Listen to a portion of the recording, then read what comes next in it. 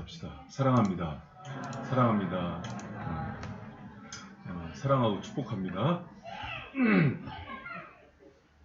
여러분 예배 말씀 듣기 전에 좀 칭찬 좀 하고요. 아주 세종학교에서 찬양 사역을 잘했던 또 이제 사역자 하나가 작년에 이렇게 와서 하면서 그런 얘기를 하더라고요. 발생교회 예배팀이 세종학교회보다 낫다. 아니 진짜 그 친구가 원래 빈말 안 하는데 이렇게 하면서 지금 이제 잠실에 있는 큰 교회 다니는데 거기서 자기들 좀 버스킹에 데리고 가고 싶다 이런 얘기를 해요. 그런데 코람데오 주장팀도 그에 못지않다. 정말 어떻게 이렇게 인원도 많지 않은데 어떻게 그렇게 천상의 화음을 낼 수 있을까? 하나님께서 그 찬양 통해서 영광 받으신 줄 믿습니다. 기대는 이렇게 매월 한 번씩 이렇게 듣고 싶다. 이런 우리 발생 성도 여러분도 그렇죠? 네, 아멘. 네, 그렇게 믿습니다. 여러분 오늘 말씀을 전하는데요. 한번 이거 생각해 봤으면 좋겠어요. 여러분 욕심은 부리는 게 아니라 버리는 거다 이렇게 하잖아요.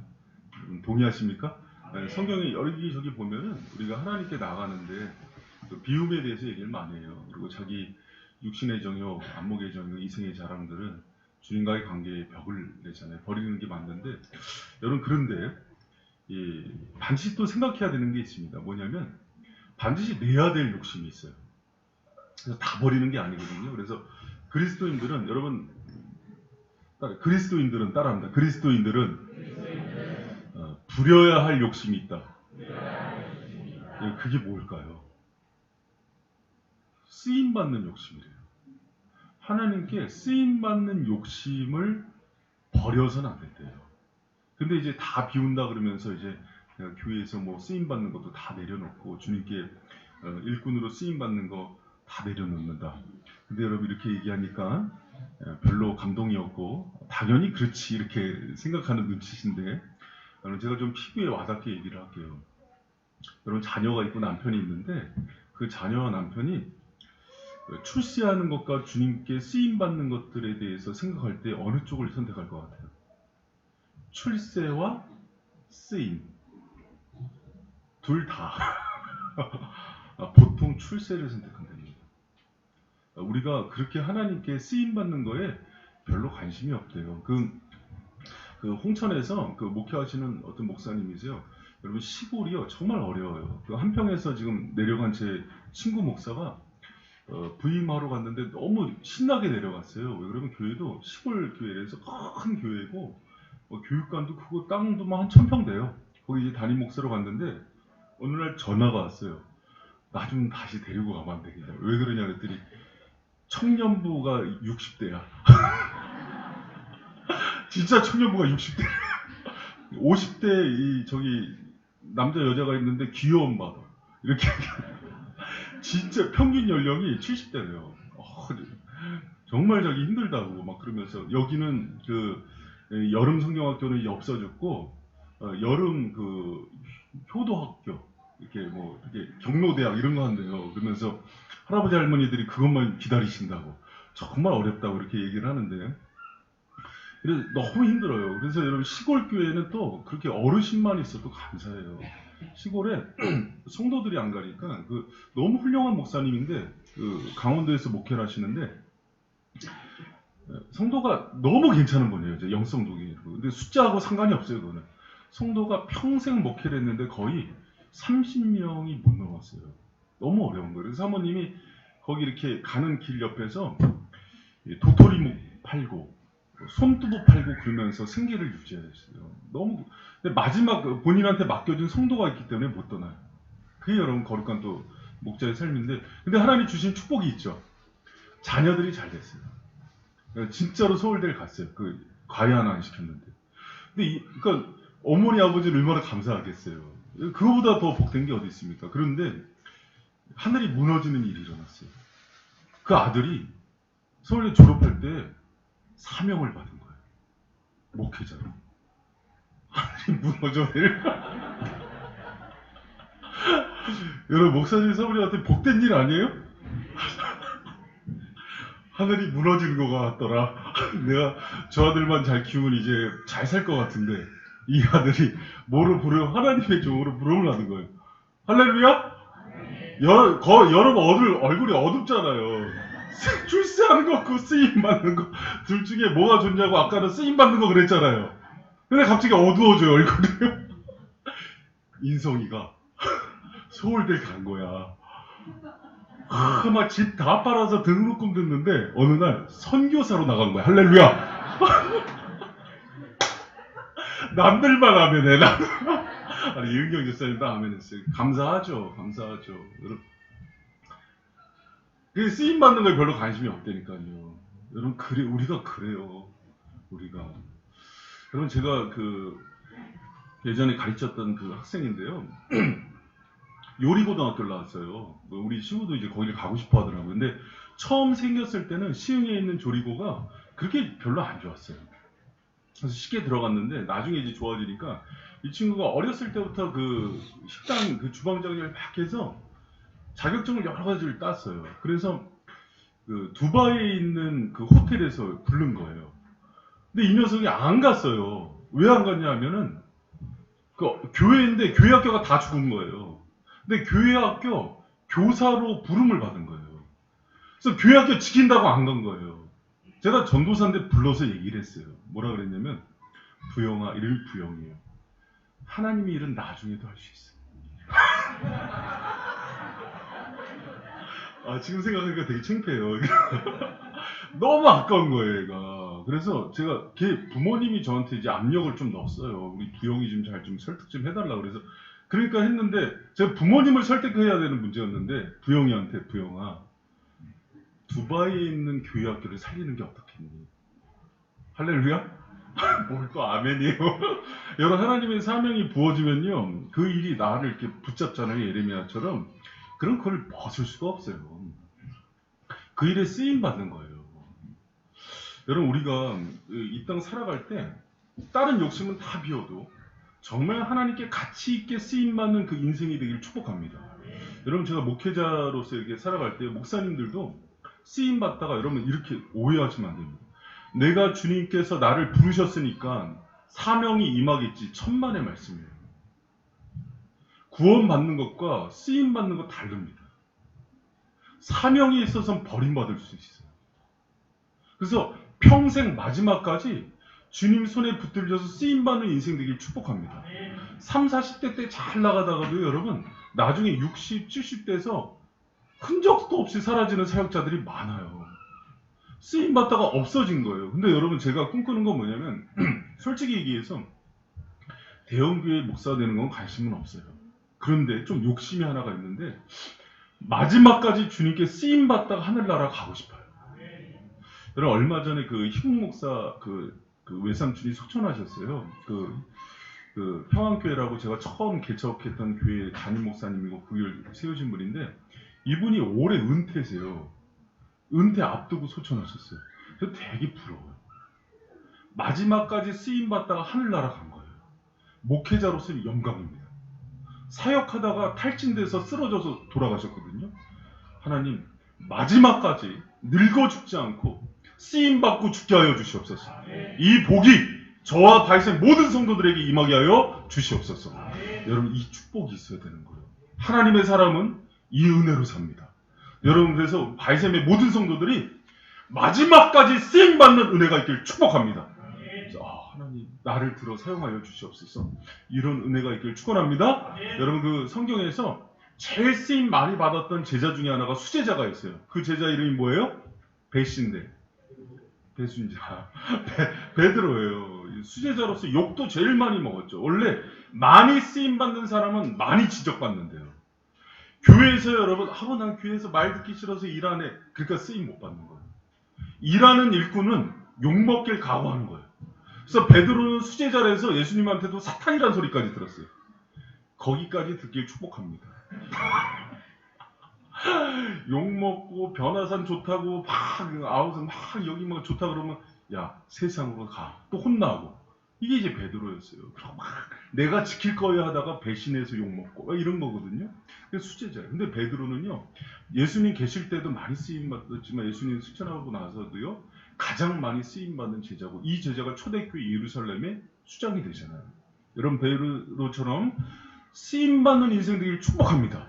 그리고 여러분의 자녀들, 남편들, 아내들을 하나님 쓰임받는 남편 되게 하여 주시옵소서. 근데 모든 아내들의 소원은 돈 많이 버는 남편이래요. 아내들한테 묻습니다. 돈 많이 버는 남편이 좋아요? 쓰임받는 남편이 좋아요? 둘 다. 우리 남편은 돈으로 쓰임받을 거예요? 그러지 말고. 그거는 주님 소관이고, 진짜 우리의 마음 어떤 게 좋아요? 자꾸 둘 다라 그러지 말고. 주님께 쓰임받는 걸 우선순위고요. 돈은 그 다음 그분의 소관이에요.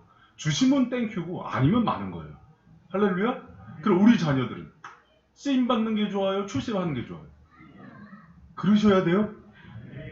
할렐루야? 고3인데 너 명문대 못 갔냐? 그게 아니라 넌 쓰임받 그 가치가 그래야 된다고요. 여러분 직업은 명사예요, 형용사예요? 명사는요 무슨 사자 들어가는 거 좋아하나? 판사, 뭐 검사, 의사를 좋아하는 거. 형용사는 판검사가 중요한 게 아니라 의로운 판사가 돼야 된다. 형용사가 중요해. 야 서울역 지게꾼이 되더라도 정직한 지게꾼이 형용사가 중요한 거예요. 근데 우리나라는 전부 명사 중심이에요.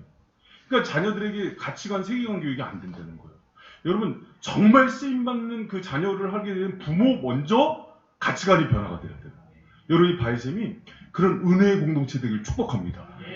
어떤 직업 때문에 주눅 들고 그런 게 아니라니까요. 내가 지금 당장 정말 어렵고 별볼일 없는 일, 세상이 볼 땐 그렇지만 하나님이 쓰는 직업을 하는 게 가치 있다. 할렐루야? 그렇게 얘기를 해줘야죠. 야, 너 서울대 나와서 사기쳐갖고 큰 돈 벌어라.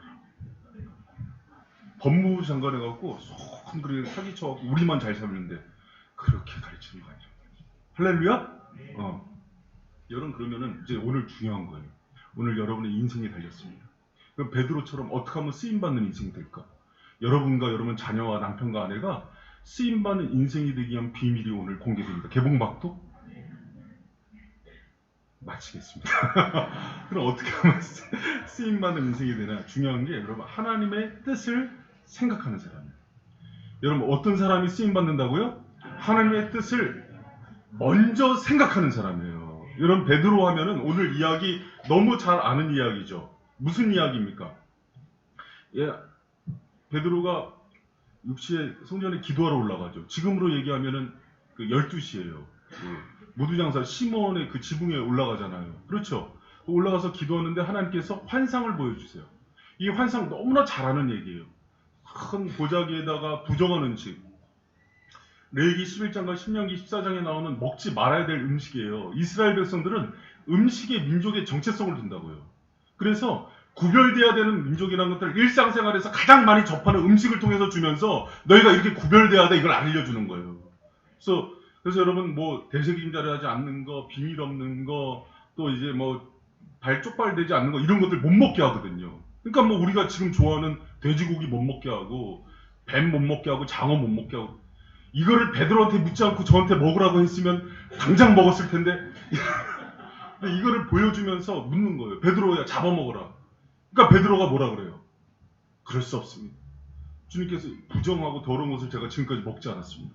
그러니까 주님이 다시 음성이 들리지. 내 깨끗하다 한 것을 네가 왜 부정하다 그러냐? 먹어라.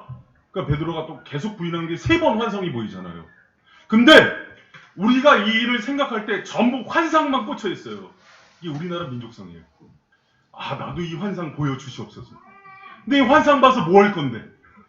나 봤다 하고 이 체험이 간증이 되는 거예요.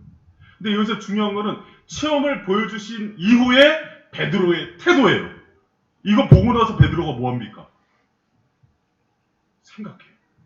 우리 같이 19절 말씀 있습니다. 시작. 베드로가 그 환상에 대해서 두 사람이 너를 찾아. 아멘. 자, 베드로가 뭘 해요?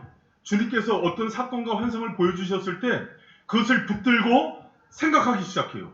깊게 고민해요. 17절에는 아주 고민에 빠질 정도로 하나님의 뜻을 구하는 거예요. 여러분, 어떤 환상이나 하나님 쪽에서 어떤 사건, 그것에 대해서 우리가 제일 먼저 쓰임받기 위해서 해야 되는 게 있는데 그게 뭐냐면 그 하나님의 뜻이 무엇인지를 곰곰이 생각하는 거예요.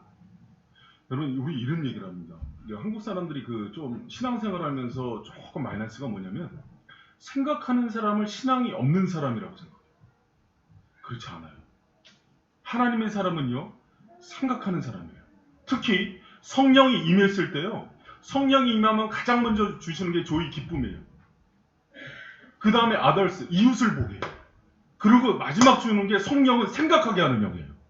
우리 가운데 성령이 임하면은 내가 보지 못하는 것들이 열리고, 고민하지 않던 것들이 고민해야 되고, 이 나라의 문제에 대해서, 지금 법무부 장관의 문제에 대해서 막 고민하고 생각하는 거예요. 어떻게 사는 게 바르게 사는 걸까? 어떻게 하는 게 주님의 뜻일까를 깊게 생각하는 사역 가운데 들어가야 돼요. 그래서 여러분, 이 요한복음 14장 26절에 보면 되게 중요한 얘기가 나옵니다. 같이 읽습니다. 시작. 보혜사 곧 아버지께서 내 이름으로 보내실 성령.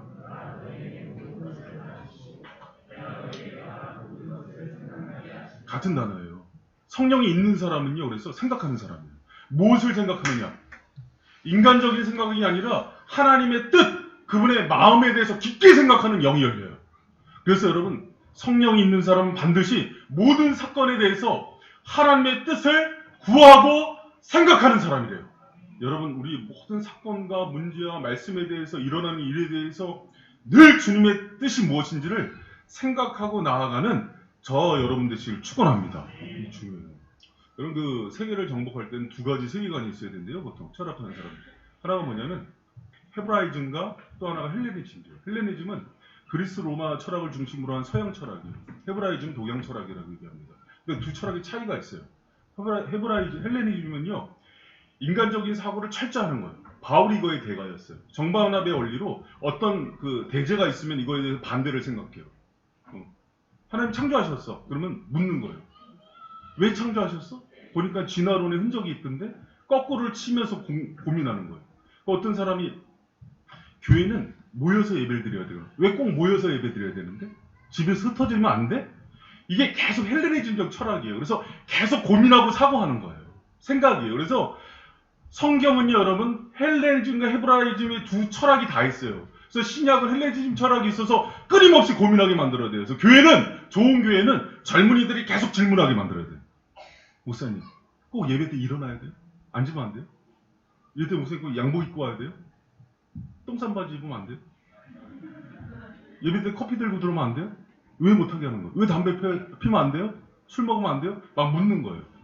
근데 이제 이 생각을 못하게 하는 교회는 어떻게 하냐면, 하지 말라면 하지 마! 이렇게 가는 거는 건강교회가 안 돼요. 그런데 성경 가운데는 헤브라이즘적 사고가 있어요. 그게 뭐냐면 구약이에요. 구약은 결론을 얘기하고 순종하게 하는 거예요. 하나님은 진리야! 아멘! 하고 가는 거예요. 유대인들은 이 교육이 익숙해요. 그런데 세계는 누가 정복해요? 유대인이 정복해요. 하나님 진리고 참이고 창조의 진리에 대해서 그냥 받아들이는 거예요. 이게 순종훈련이에요. 근데 한국교회는 어느 걸 더 좋아하게 해요? 순종훈련을 줘요. 그러면 과정이 없어서 설득을 못 시켜요. 그래서 헤브라이즘과 헬레니즘 같이 가는 거예요. 할렐루야? 그래서 두 축을 가지고 진리는 있지만 이 진리의 방향대로 생각하고 사고하는 훈련을 하는 게 기독교 철학이에요. 그래서 여러분, 우리는 어떻게 생각해야 되냐면 답이 있는 생각을 하는 거예요. 끝까지 고민해주고 생각해주지만 답을 향해서 헤브라이즘의 답을 가지고 고민하는 방향을 가는 거예요. 그러니까 하나님이 참이라는 걸 두고 고민하고 나가는 거예요. 그래서 여러분, 우리 가운데 이 생각의 은혜와 지혜가 바이셈 성도들 가운데 있기를 축복합니다. 그래서 여러분, 교회는요, 좋은 교회는 끊임없이 생각하고 고민하는 것들을 허용해주고, 그러나 그 답을 어디서 찾게 만들어준다? 하나님의 말씀과 진리와 그분 안에서 답을 찾게 해주는 헤브라이즘적 철학이 있는 교회가 진짜 좋은 교회예요. 근데 여러분, 교회가 양극으로 나눠졌어요. 어떤 교회 가니까 이성적으로 생각만 해요. 답이 없어요. 하나님도 부인해요. 교회가 그래요. 어떤 교회 가니까 장로교죠. 숨도 못 쉬게 해요. 무조건 따라. 예, 진리다, 절대 진리다. 둘 다 옳죠. 두 개를 가지고 대화하고 생각하는 쪽으로 이끄시는 게 하나님의 방법임을 믿는 저와 여러분들이 축복합니다. 환상을 보여주니까 베드로가 고민해요. 베드로도 저항하잖아요. 왜 먹으라 그러냐고. 그러니까 3번씩 거예요. 그러나 베드로의 장점은 뭐냐면, 그럼 주의 뜻이 무엇인지를 치열하게 고민하고 생각하는 거예요. 여러분, 우리가 모든 일상 가운데, 삶 가운데, 또 이제 교회에서도 하나님의 뜻을 가장 먼저 우선순위에 두고 생각하고 묵상하는 사람들을 하나님은 사용하고 쓰신다는 것을 기억하는 저와 여러분 되시기를 축복합니다. 여러분 그 솔로몬을 보면요, 솔로몬의 장점이 있어요. 솔로몬은 다윗을 이어서 왕이 됐는데 솔로몬이 1,000번째 하고 나서 구한 게 있어요. 하나님께 뭘 구했냐면 하나님께 쓰임받기 위해서 구하는 거예요. 쓰임받기 위해서 가장 필요한 것들을 하나님께 구한 게 뭐냐면 듣는 마음이에요. 그걸 지혜라 그럽니다. 하나님, 당신의 생각, 마음, 뜻을 듣는 귀를 주시옵소서. 이걸 구하는 거예요. 오늘 말씀과 똑같아요. 어떤 사건이든지 그 사건 속에서 주님의 생각을 듣게 하여 주시고 그것을 묵상하는 왕이 되게 하여 주시옵소서. 이게 지혜입니다. 여러분 우리 가운데 하나님의 뜻과 생각을 들을 수 있는 마음이 있길 축복합니다. 그래야 쓰임받는 거예요. 어떤 상황에서도 하나님, 내가 그분의 생각을 듣고 그 뜻대로 가기를 원합니다. 그런데 이런 얘기를 하면은 하나님 뜻과 그분의 생각을 배우는 건 목사님 소관이 아니냐 이렇게 얘기해요. 그렇지 않아요. 모든 성도들이 이걸 해야 돼요.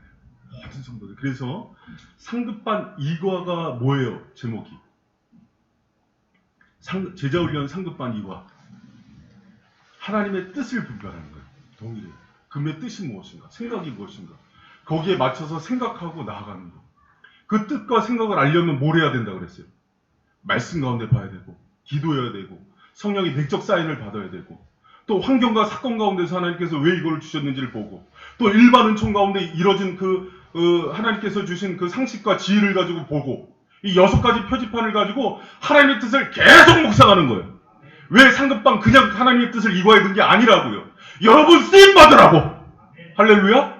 그러니까 제자훈련 잘할 거예요, 못할 거예요. 진짜 제자가 돼서 주님께서 오늘 이과 나가는 그 셈은 수지 마신 거다. 이렇게 강조를 해요. 그래서 여러분 이과의 뜻은요 뭐냐면 그분의 생각, 그분의 뜻을 배우는 거예요. 어떻게 분별할까? 성도가 되고 나중에 권사 장로가 됐는데요. 그걸 모르는 사람이 있어요. 이건 목사님 소관이지. 절대 그러면 안 됩니다. 여러분의 인생이 하나님께 드려지고 사소한 것, 작은 것, 진로, 나의 모든 인생의 방향이 그분의 생각대로 생각의 우선순위를 두고 따라가는 복된 성도들이 되시길 축원합니다. 축복이에요.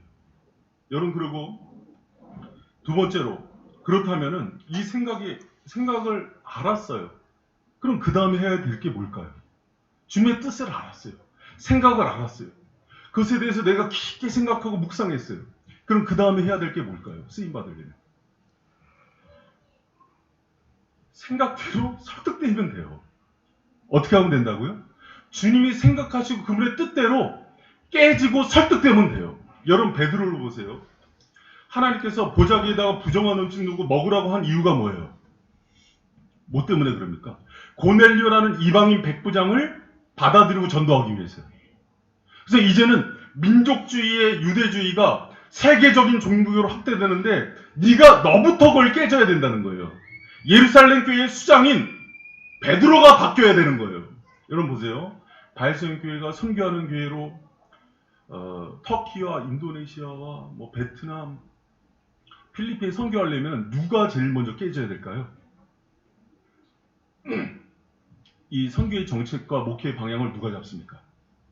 그럼 이제 여러분이 다시 한번 이 선교하는 교회, 주님의 뜻 앞에 나가는 교회가 되려면 주님의 생각과 뜻에 순종하기 위해서 누가 제일 먼저 깨져야 될까요? 할렐루야. 이렇게 목사님이 설득되고 깨져야 돼요. 목회를 잘한다는 건 뭐냐면요. 하나님의 뜻 앞에, 그분의 생각 앞에 담임 목회자가 많이 깨지는 교회예요. 그분의 뜻과 말씀 앞에 설득되면서 따라오는 교회예요.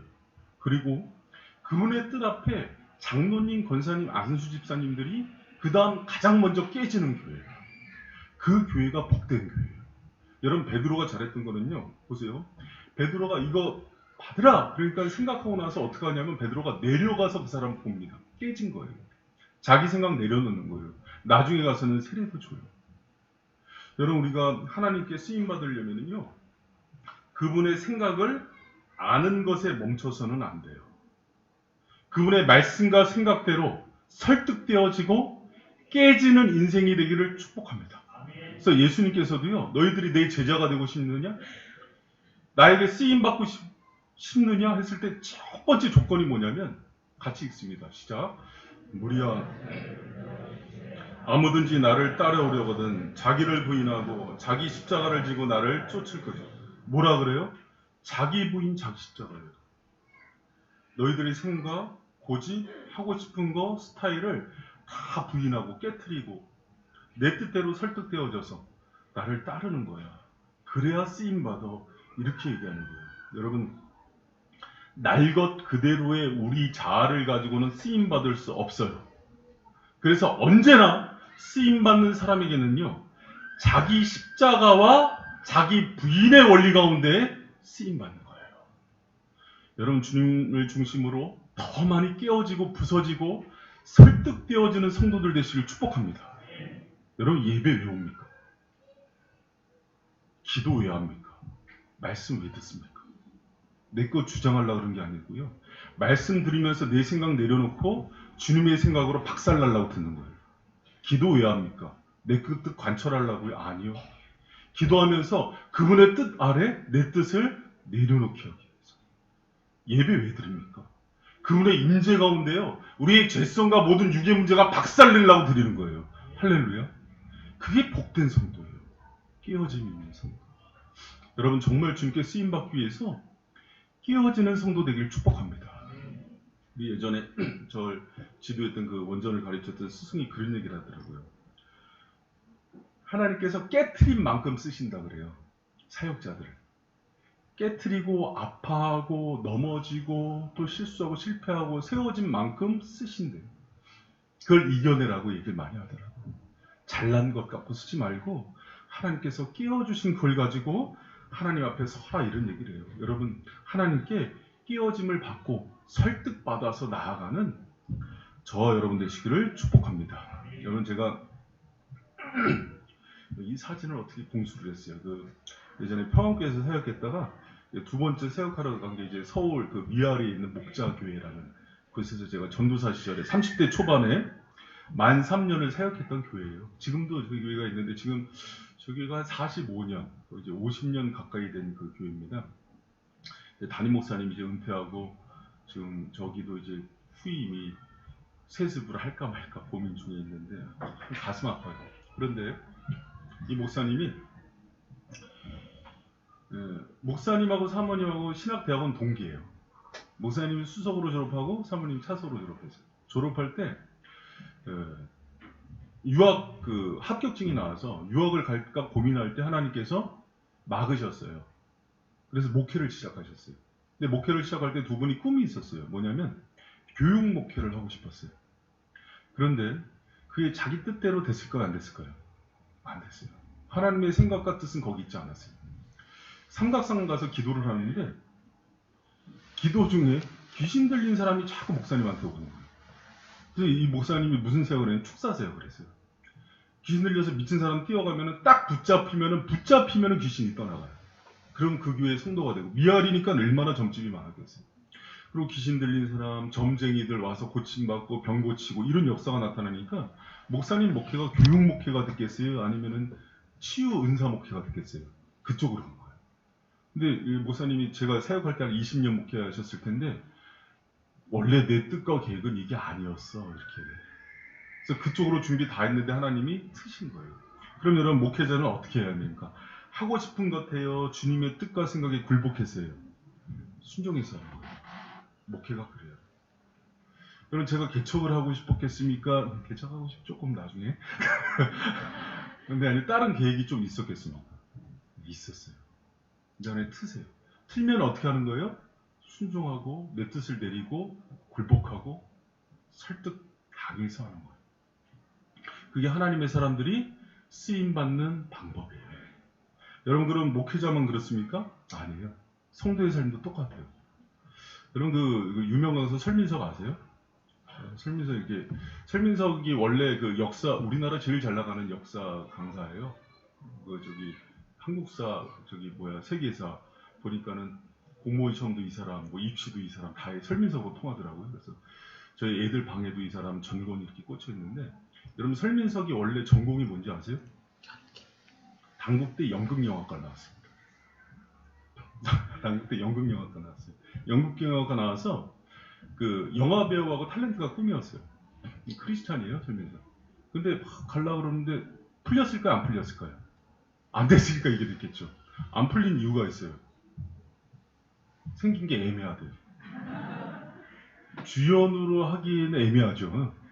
조연으로 하기에도 애매한 마스크예요. 차라리 유해진처럼 확 그렇게 생겨버리든가.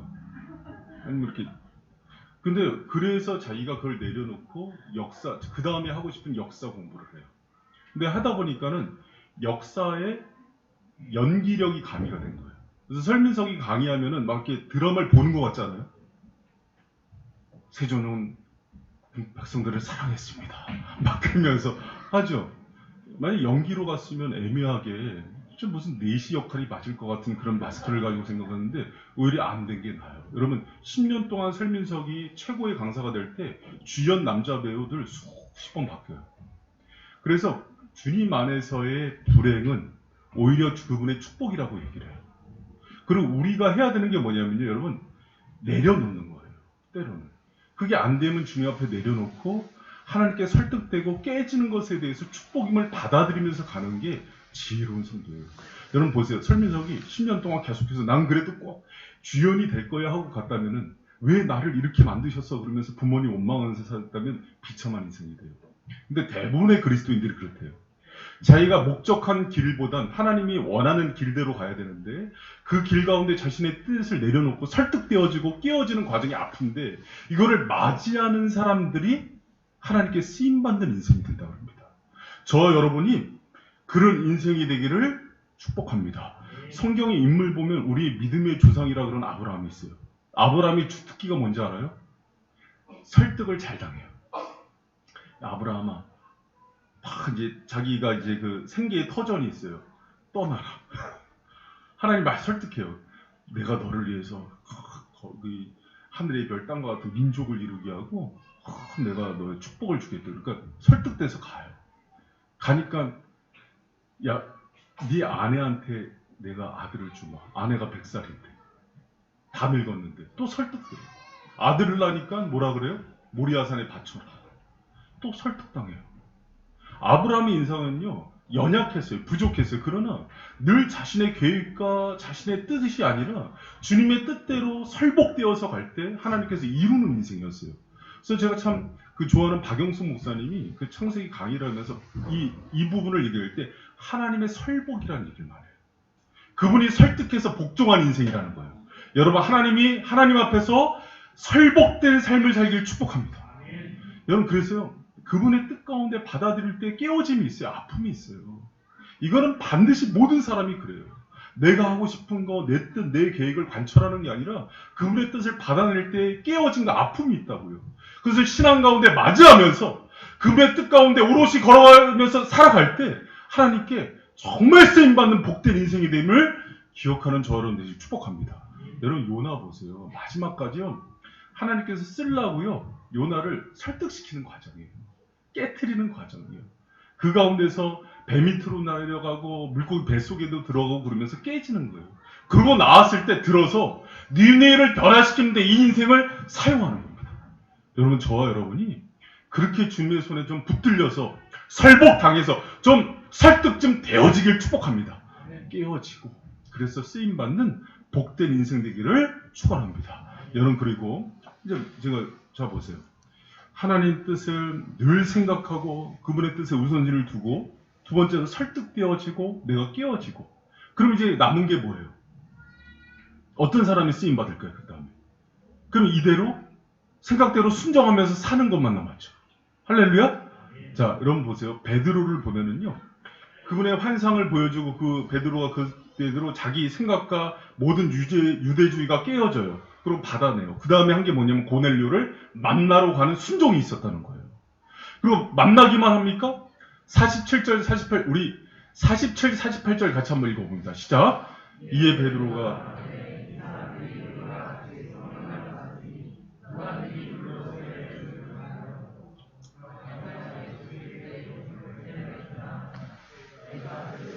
수일을 더 유하기를 청하니라. 여기서 보면은요 베드로의 고민이 나와요. 뭐냐면은 이에 베드로가 가로되 이 사람들이 우리와 같이 성령을 받았으니 누가 능히 물로 세례 줌을 그 말이요 하고 여기 보면은요 여러분 자신 있게 얘기한 것보다 베드로의 지금 위치가 뭡니까? 예루살렘 교회 수장이에요. 담임 목사예요. 전체 교회를 대표하는 사람이에요. 근데 지금까지 듣도 보도 못한 일을 해야 되는 거예요. 이방인한테 세례 주는 일이에요. 이 일로 인해서 이단으로 정죄받을 수도 있어요. 형제들한테 오해받을 수도 있어요. 그 자리를 내려놔야 될 수도 있어요. 그런데 이렇게 능히 물로 세례 줌을 내가 어떻게 금하겠느냐. 주님께 내가 설득받은 그게 있는 거예요. 사연이 있는 거예요. 그분의 뜻이 있는 거예요. 깨어짐이 있는 거예요. 내가 죽으면 죽을지라도, 내가 이 모든 것을 빼앗기면 빼앗길지라도, 때로는 형제들이 떠나면 떠날지라도 그분의 뜻 앞에 순종하고 행하겠다는 거예요. 능히 물로 세례 줌을 누가 금하겠느냐. 그리고 세례를 주는 거예요. 여러분, 주님의 뜻을 분별하고 명확해졌고 그것을 설득당했다면 자기를 쳐서 복종시켜서 온전히 순종하는 데까지 나아가는 복된 성도들 되길 축복합니다. 그게 쓰임받는 거예요. 여러분, 한국교회 성도들이 조심해야 되는 게요. 신앙적 사변주의자가 된대요. 사변주의자는 어떤 신학적인 또 신앙적인 말씀에 대한 것들을요, 머리로만 즐기는 거예요. 깨달음이 있어. 주님께서 말씀으로 나를 깨달아. 나 이거 깨달았어. 깨달았는데 멈춰 있는 거예요. 그런 신앙을 귀신 신앙이라고 합니다. 이런 말씀은요, 그 말씀을 먹고 행하고 순종하는 데까지 나가는 거예요. 그걸 잘하는 사람들을 주님께서 사용하십니다. 여러분, 저는 이런 교회가 좋은 교회 같아요. 교회가 막 커지고 막 부흥하고 이런 교회가 아니라 모든 성도들이 하나님의 뜻과 말씀 앞에 설복되어지고 그 뜻대로 모든 성도들이 순종하는 거예요. 그게 그 교회의 저력이 되는 거예요. 그리고 그 모든 성도들이, 우리 인성이 인우처럼 요만한 애들이 나중에 7, 80대 노인이 될 때까지 하나님의 손에 붙들려서 쓰임받는 인생이 되는 거예요. 여러분, 그 축복이 저와 여러분의 것이 되기를 축원합니다. 이런 말씀을 제가 정리할게요. 우리가 인생 살면서 양보하지 말아야 되는 게 뭐라고요? 어떤 욕심은 내야 된다고요? 하나님께 쓰임받는 욕심. 하나님께 쓰임받으려면은 하나님의 뜻과 생각을 먼저 생각하고 우선순위를 두는 신앙인이 되어야 돼요. 그리고 하나님의 생각으로 깨지고 설득당하는 신앙인이 되어야 됩니다. 그리고 그 생각대로 순종하고 결단하며 살아가는 복된 신앙인들이 되시기를 축복합니다. 여러분, 말씀 기억하면서 우리 같이 찬양했으면 좋겠습니다. 하나님의 마음이에요. 제가 이 찬양 참 좋아하는 찬양입니다.